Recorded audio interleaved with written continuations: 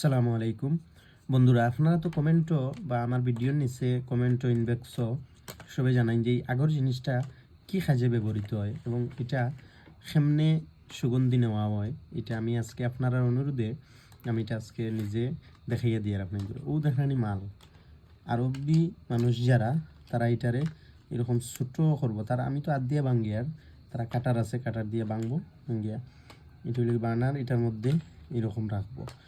এইটার থেকে আপনারা লক্ষ্য করেন, দেখবা এটার থেকে খুশবু কেমনে বাইর হয় এবং তেল দেখবা মাল থেকে তেল আছে উনাইয়া উনাইয়া তেল বাইর হইব এবং এটা থেকে অনেক খুশবু দিব। চেক করুন কীরকম তেল তেল দেন। মাশাল্লাহ মাশাল্লাহ, খুব খুশবু, মাশাল্লাহ মাশাল্লাহ। খালি খুশবু লাগাও আর খুশি মে রহো। দেখুন তেলর কি পরিমাণ তেল দেখুন মাল থেকে বাইর হয়, আর খুশবু তো মাশাল্লাহ বহুত, মাশাল্লাহ মাশাল্লাহ, খুব সুগন্ধি।